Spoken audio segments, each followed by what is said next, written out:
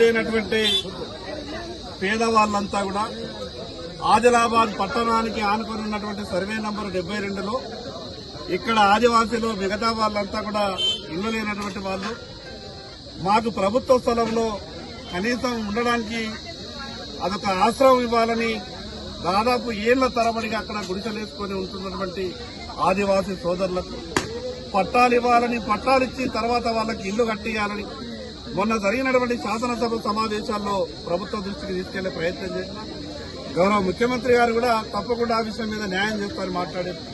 మరి నిన్న కూడా రెవెన్యూ శాఖ మంత్రి పొంగులేటి శ్రీనివాసరెడ్డి గారు, జిల్లా ఇన్ఛార్జి మంత్రి సీతక్క గారు వచ్చినప్పుడు ఆ పేదలకు పట్టాలు ఇవ్వాలి, ఒక పక్క ప్రభుత్వ భూమి అని ప్రభుత్వం వాదిస్తున్నది, మరోపక్క కొందరు భూ కబ్జాదారులు మా పట్టా భూమి అని దొంగ కాగితాలు పెట్టుకుని కోర్టు తప్పుదోవ పట్టించింది. ఆ విషయం మీద అడ్వకేట్ జనరల్ ని మరి కోర్టులో వాదించాల్సిందిగా నిన్ననే రెవెన్యూ శాఖ మంత్రి గారు ఆదేశాలు ఇవ్వడం జరిగింది. నాకు ఒక నమ్మకం, విశ్వాసం ఉన్నది. ఇల్లు లేనటువంటి పేదవాళ్లకు ఆదిలాబాద్ పట్టణంలో ఇళ్ల స్థలాలు రావాలని. ఈ రోజు పేదవాడు ఇళ్ల స్థలం కొనుక్కోవాలంటే లక్షల రూపాయలు పెట్టి కొనలేనటువంటి పరిస్థితుల్లో ఉంది. మరి అటువంటి సమయంలో ప్రభుత్వమే వాళ్లకు ఇళ్ల పట్టాలు ఇచ్చి ప్రభుత్వ భూమి ఇచ్చి ఆదుకోవాల్సిన అవసరం ఉంది. కాబట్టి తప్పకుండా ఈ రోజు కూడా ఇన్ఛార్జి మంత్రి సీతక్క గారితో మిగతా ఆదివాసీ నాయకులు మేమంతా కూడా కలిసి మాట్లాడినప్పుడు వారు కూడా సానుకూలంగానే స్పందించారు. వారు ఒక మాట చెప్పారు, తప్పకుండా హైదరాబాద్ లో ప్రత్యేకమైన సమావేశం పెట్టి సంబంధిత హైకోర్టు ఆదేశాలను ఏ రకంగా మరి ప్రభుత్వానికి అనుకూలంగా తీసుకునే విధంగా ప్రయత్నం జరగాలి, ఈ రకమైనటువంటి అన్నిటి మీద చర్చిద్దామని మంత్రి గారు చెప్పడం జరిగింది. ఈ సందర్భంగా ప్రభుత్వానికి ప్రజలందరి తరఫున విజ్ఞప్తి చేస్తా ఉన్నారు. ఇళ్ల స్థలాలు ఉన్న వాళ్ళకే ఇళ్లు అనంటే ఇళ్ల స్థలాలు లేని వాళ్ళు ఎక్కడికి వెళ్ళాలి? ఇళ్ల స్థలాలు లేని వాళ్ళు అంటే సమాజంలో వాళ్ళు ఇంకా పేదవాళ్ళు అని అర్థం. ముందుగా పేదవాళ్లకు ఇవ్వాలి.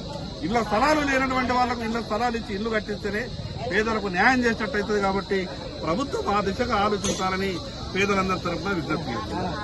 ఏదైతే మనకు ఆదిలాబాద్ జిల్లా మావాల మండలం కుమరంభీం కాలనీలో నివసిస్తున్నటువంటి నిరుపేద ఆదివాసీల పక్షాన ఆదివాసీల ఆత్మబంధువు ఆదిలాబాద్ అసెంబ్లీ ఎమ్మెల్యే గారు పాయల్ శంకర్ అన్న గారు ఆదివాసీల పక్షాన ఆదివాసీలు నివసిస్తున్నటువంటి కుమరంభీం కాలనీలో ఉంటున్నటువంటి అందరికీ కూడా వెంటనే పట్టాలు, కరెంటు, నీళ్లు, విద్యా వైద్య సౌకర్యాలు కల్పించాలని చెప్పేసి మొన్ననే అసెంబ్లీలో మాట్లాడడం. నిన్న రెవెన్యూ శాఖ మంత్రి వర్యులు పొంగులేటి శ్రీనివాసరెడ్డి, అదేవిధంగా జిల్లా ఇన్ఛార్జి మంత్రి వర్యులు దనసరి సీతక్కకు చెప్పడం చాలా శుభపరిణామం. అన్నగారికి, ఎమ్మెల్యే గారికి మేము ఆదివాసీల పక్షాన మరొకసారి ఉదయపూర్వకంగా ధన్యవాదాలు తెలియజేసుకుంటున్నాం. ఎందుకంటే ఇవాళ ఆదిలాబాద్లో ముఖ్యంగా కుమరంభీం కాలనీలో నివసిస్తున్న ఆదివాసీల పక్షాన మాట్లాడడం చాలా సంతోషకరమైన విషయం. మాకందరికీ వెంటనే పట్టాలు వచ్చే విధంగా మళ్లీ ప్రయత్నాలు చేయాలి. ఇప్పటికే మేము చాలా కష్టాలు అక్కడ ఉంటున్నాం. నీళ్లు లేవు, కరెంటు లేదు, విద్యా వైద్య సౌకర్యం లేవు. కానీ వాళ్ళ మా పక్షాన గొంతెత్తి మాట్లాడుతున్నటువంటి ఏకైక ఎమ్మెల్యే ఇవాళ ఆదిలాబాద్ ఎమ్మెల్యే పాయల్ శంకర్ గారికి మరొకసారి ఆదివాసీల పక్షాన కుమరంభీం కాలనీ పక్షాన హృదయపూర్వకంగా ధన్యవాదాలు తెలియజేస్తున్నారు.